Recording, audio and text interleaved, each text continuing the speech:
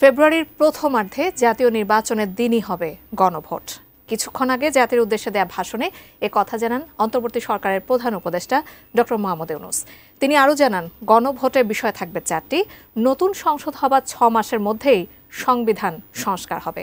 প্রধান উপদেষ্টা বলেন, বাইরে থেকে রাজনৈতিক দলগুলোর মধ্যে যতটা মতপার্থক্য দেখা যায়, জুলাই সনদ নিয়ে ততটা নেই। সেই সাথে আসন্ন ফেব্রুয়ারিতে সুষ্ঠু নির্বাচন অনুষ্ঠানে অভ্যুত্থানের সপক্ষে সব দলকে ঐক্যবদ্ধ থাকারও আহ্বান জানান তিনি। আগামী জাতীয় সংসদ নির্বাচনের দিনেই গণভোটের আয়োজন করা হবে, অর্থাৎ জাতীয় নির্বাচনের মতো গণভোটও ফেব্রুয়ারির প্রথমার্ধে একই দিনে অনুষ্ঠিত হবে। এতে সংস্কারের লক্ষ্য কোনোভাবে বাধাগ্রস্ত হবে না। নির্বাচন আরো উৎসবমুখর ও সাশ্রয়ী হবে। গণভোট অনুষ্ঠানের লক্ষ্যে উপযুক্ত সময়ে প্রয়োজনীয় আইন প্রণয়ন করা হবে। জুলাই সনদের আলোকে আমরা গণভোটের ব্যালটে উপস্থাপনীয় প্রশ্নও নির্ধারণ করেছি। আমি প্রশ্নটি এখন আপনাদের সামনে পাঠ করে শোনাচ্ছি। প্রশ্নটি হবে এরকম: আপনি কি জুলাই জাতীয় সনদ সংবিধান সংস্কার বাস্তবায়ন আদেশ 2025 এবং জুলাই জাতীয় সনদের লিপিবদ্ধ সংবিধান সংস্কার সম্পর্কিত নিম্নলিখিত প্রস্তাবগুলোর প্রতি আপনার সম্মতি জ্ঞাপন করছেন? ক, নির্বাচনকালীন সময়ে তত্ত্বাবধায়ক সরকার, নির্বাচন কমিশন এবং অন্যান্য সাংবিধানিক প্রতিষ্ঠান জুলাই সনদে বর্ণিত প্রক্রিয়ার আলোকে গঠন করা হবে। খ, আগামী সংসদ হবে 2 কক্ষ বিশিষ্ট। জাতীয় সংসদ নির্বাচনে দলগুলোর প্রাপ্ত ভোটের অনুপাতে 100 জন সদস্য বিশিষ্ট একটি উচ্চকক্ষ গঠিত হবে এবং সংবিধান সংশোধন করতে হলে উচ্চকক্ষের সংখ্যাগরিষ্ঠ সদস্যের অনুমোদন দরকার হবে। গ, সংসদে নারীর প্রতিনিধি বৃদ্ধি, বিরোধী দল থেকে ডেপুটি স্পিকার ও সংসদীয় কমিটির সভাপতি নির্বাচন, প্রধানমন্ত্রীর মেয়াদ সীমিতকরণ, রাষ্ট্রপতির ক্ষমতা বৃদ্ধি, মৌলিক অধিকার সম্প্রসারণ, বিচার বিভাগের স্বাধীনতা ও স্থানীয় সরকার সহ বিভিন্ন বিষয়ে যে 30টি প্রস্তাবে জুলাই জাতীয় সনদে রাজনৈতিক দলগুলোর ঐকমত্য হয়েছে, সেগুলো বাস্তবায়নে আগামী নির্বাচনে বিজয়ী দলগুলো বাধ্য থাকবে। ঘ, জুলাই সনদে বর্ণিত অন্যান্য সংস্কার রাজনৈতিক দলগুলোর প্রতিশ্রুতি অনুসারে বাস্তবায়ন করা হবে। গণভোটের দিন এই 4টি বিষয়ের উপর একটি মাত্র প্রশ্নে আপনি হ্যাঁ বা না ভোট দিয়ে আপনার মতামত জানাবেন। গণভোটের সংখ্যাগরিষ্ঠ ভোট হ্যাঁ সূচক হলে আগামী সংসদ নির্বাচনে নির্বাচিত প্রতিনিধি নিয়ে একটি সংবিধান সংস্কার পরিষদ গঠিত হবে। এই প্রতিনিধিগণ একই সাথে জাতীয় সংসদের সদস্য হিসেবে দায়িত্ব পালন করবেন। পরিষদ তার প্রথম অধিবেশন শুরুর তারিখ হতে 180 কার্য দিবসের মধ্যে সংবিধান সংস্কার করবে। দর্শক, এই বিষয়ে আমরা আরও জানবো আমাদের সহকর্মী সাজেদা সুইটির কাছ থেকে। তিনি এই মুহূর্তে আমাদের সঙ্গে যুক্ত হবেন নিউজ রুম থেকে। সাজেদা সুইটি, আপনি তো কিছুক্ষণ আগে প্রধান উপদেষ্টার পুরো যে বক্তব্য জাতির উদ্দেশ্যে সেটা পর্যবেক্ষণ করেছেন। তিনি সেখানে জাতীয় নির্বাচনে তিনি গণভোট হবে বলে বলেছেন। এছাড়া নতুন সংসদে সংবিধান সংস্কারের বিষয়ে তিনি বলেছেন। আরও বিস্তারিত আপনার কাছ থেকে জানতে চাই। জাকিয়া, আজকে তার যে এই বক্তব্য সেটির মাধ্যমে আসলে বেশ কিছু বিতর্কের একটি পরিণতিতে আমরা এসেছি। বিশেষ করে জাতীয় নির্বাচন এবং গণভোটের বিষয়ে যে মতানৈক্য ছিল দলগুলোর, যে দলগুলো 270 দিন ধরে তারা আলোচনার পরও বিভিন্ন বিষয়ে তাদের মতে যেমন পৌঁছেছে, দ্বিমতেও তাদের যে একদম অটল অবস্থান ছিল সে ব্যাপারে একটা সমাধানে আসা গেল। তারপরে প্রতিক্রিয়াটা অবশ্যই আমরা এর মধ্যে আজকে দিনের মধ্যে অনেক দলগুলো থেকে আমরা পাবো।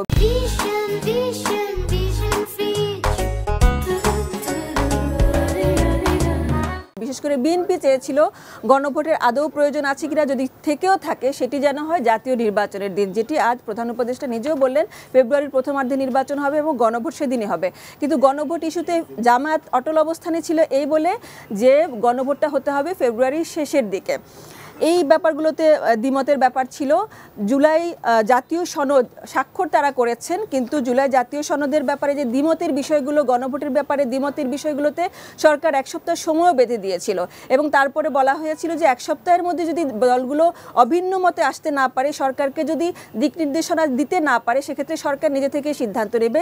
এবং আজ আমরা দেখতে পাচ্ছি যে সরকার নিজে থেকে এই সিদ্ধান্তগুলোতে উপনীত হয়েছে, সেটি প্রধান উপদেষ্টা আজ জানিয়ে দিলেন তার এই যে জাতির উদ্দেশ্যে ভাষণে। এর মধ্যে তার মুখ থেকে আমাদের দর্শক জানতে পেরেছে আসলে কি কি মূল ইস্যুগুলো তিনি আজকে তুলে ধরেছেন। যে জুলাই জাতীয় সনদ সংবিধান সংস্কার বাস্তবায়নের আদেশ 2025 অনুমোদন হয়ে গেছে, এরই মধ্যে গেজেট নোটিফিকেশনে এটি চলে গেছে, সে পর্যায়ে রয়েছে। গণভোট জাতীয় নির্বাচনের দিনই হবে, সে ব্যাপার তিনি পরিষ্কার করে জানিয়ে দিয়েছেন। এবং যে ভোট হবে সে ব্যাপারে একটুখানি আমি যদি বিস্তারিত বলি, জুলাই সনদের আলোকে প্রধান উপদেষ্টা বলছিলেন, তার বরাতে আমি বলছি, জুলাই সনদের আলোকে আমরা গণভোটের ব্যালটে উপস্থাপনীয় প্রশ্ন নির্ধারণ করেছি। তারা যে প্রশ্নগুলো ঠিক করে দিয়েছেন সেটি বলছি। প্রশ্নটি হবে এরকম: আপনি কি জুলাই জাতীয় সনদ সংবিধান সংস্কার বাস্তবায়ন আদেশ 2025 এবং জুলাই জাতীয় সনদে লিপিবদ্ধ সংবিধান সংস্কার সম্পর্কিত নিম্নলিখিত যে প্রস্তাবগুলো থাকবে সেগুলোর কথা বলা হচ্ছে, আপনার সম্মতি দিচ্ছেন কিনা, এটা জাতির উদ্দেশ্যে তাদের জানা থাকবে, জানার উদ্দেশ্যে তারা ভোটটা করছেন। নির্বাচনকালীন সময়ে তত্ত্বাবধায়ক সরকার, নির্বাচন কমিশন এবং অন্যান্য সাংবিধানিক প্রতিষ্ঠান জুলাই সনদে বর্ণিত প্রক্রিয়ার আলোকে গঠন করা হবে, এই ব্যাপারে মতামত চাওয়া হবে। আগামী সংসদ হবে 2 কক্ষের। জাতীয় সংসদ নির্বাচনে দলগুলোর প্রাপ্ত ভোটের অনুপাতে 100 জন সদস্য বিশিষ্ট একটি উচ্চকক্ষ গঠিত হবে এবং সংবিধান সংশোধন করতে হলে উচ্চকক্ষের সংখ্যাগরিষ্ঠ সদস্যের অনুমোদন দরকার হবে, এই ব্যাপারে জাতির মত জানতে চাওয়া হবে। সংসদে নারীর প্রতিনিধি বৃদ্ধি, বিরোধী দল থেকে ডেপুটি স্পিকার ও সংসদীয় কমিটি সভাপতি নির্বাচন, প্রধানমন্ত্রীর মেয়াদ সীমিতকরণ, রাষ্ট্রপতির ক্ষমতা বৃদ্ধি, মৌলিক অধিকার সম্প্রসারণ, বিচার বিভাগের স্বাধীনতা ও স্থানীয় সরকার সহ বিভিন্ন বিষয়ে যে 30টি প্রস্তাবে জুলাই জাতীয় সনদে রাজনৈতিক দলগুলোর ঐকমত্য হয়েছে, সেগুলো বাস্তবায়নে আগামী নির্বাচনে বিজয়ী দলগুলো বাধ্য থাকবে। এখানে যে বাধ্যবাধকতার ব্যাপারগুলো নিয়ে সরকার প্রথম থেকেই বলছে, যাতে করে কোনো দল ভবিষ্যতে যারাই ক্ষমতায় যাক না কেন তারা যেন স্বৈরশাসকে পরিণত না হয়। বিশেষ করে প্রধানমন্ত্রীর মেয়াদের ব্যাপারটা নিয়ে অনেক আলোচনা হয়েছে, রাষ্ট্রপতির ক্ষমতা বাড়ানোর ব্যাপারে, মানে একটা সামঞ্জস্য প্রধানমন্ত্রী এবং রাষ্ট্রপতির ক্ষমতার মধ্যে। তারপরে আমি 4 নম্বর বিষয়টি বলছি, জুলাই সনদে বর্ণিত অন্যান্য সংস্কার রাজনৈতিক দলগুলোর প্রতিশ্রুতি অনুসারে বাস্তবায়ন করা হবে। এই ব্যাপারগুলোতে হ্যাঁ বা না কারা কি বলছেন সেই মতামতটাই জানা হবে এখানে। প্রধান উপদেষ্টা এও বলছিলেন যে ঐকমত্যের বিষয়গুলো 30টি ব্যাপারে ঐকমত্যে আসা কিন্তু এটা একটা বিশাল অর্জন, এটা অবশ্যই খুবই ভালো দিক। আপাত দৃষ্টিতে মনে হতে পারে যে দ্বিমতের বিষয়গুলো নিয়ে বোধহয় খুব বড় ধরনের বৈপরীত্য, কিন্তু প্রধান উপদেষ্টা এখানেও আশাবাদী হয়ে তিনি বলছিলেন যে আপাত দৃষ্টিতে খুব বৈপরীত্য মনে হলো, এটা আসলে খুব বেশি ধরনের বিপরীত মত না। গণতান্ত্রিক দেশে রাজনৈতিক দলগুলোর এই যে মতানৈক্য, এটারও একটা সৌন্দর্য তিনি তুলে ধরছেন এবং এই ব্যাপারে তিনি একদমই হতাশ না। তিনি বলছেন যে এগুলো আসলে এটা হবে, এটা খুবই স্বাভাবিক এবং সবগুলো মিলিয়ে কিন্তু আমরা ঐকমত্যে পৌঁছাতে পারবো, এভাবে আশাবাদী তিনি। তার সঙ্গে তিনি এটিও বলছেন যে গত 15 মাসে বিভিন্ন চ্যালেঞ্জ সবাই মিলেই উতরাতে সক্ষম হয়েছেন এবং এই ব্যাপারে তিনি সবারই একতা চাচ্ছেন।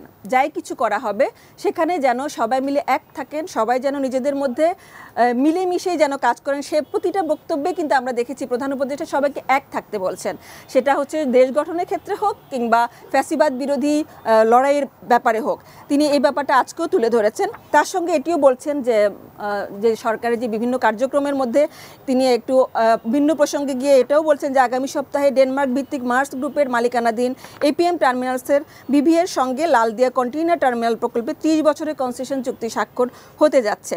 তিনি এর আগে জুলাই সনদ যেদিন স্বাক্ষর হয়েছে সেদিনও বলছিলেন যে বঙ্গোপসাগরকে আমরা কতটা ব্যবহার করতে পারি সে ব্যাপারটি তিনি তখনও তুলে ধরেছেন। বোঝা যাচ্ছে যে কি এর প্রতিক্রিয়াগুলো দলগুলো দিতে থাকবে, বিএনপি, জামায়াত, এনসিপি সহ আমরা যে গুরুত্বপূর্ণ দলগুলোকে আমরা সরকারও বারবার করে বড় দল হিসেবে যাদেরকে কাউন্ট করছেন, গণ্য করছেন, তাদের মতামত আমরা জানতে পারবো। দলগুলো আসলেই কতটুকু ঐক্যে আছে বা মতানৈক্যে আছে সেই ব্যাপারটা আরেকটু পরিষ্কার হয়ে যাবে। জাকিয়া, এই হলো বিস্তারিত।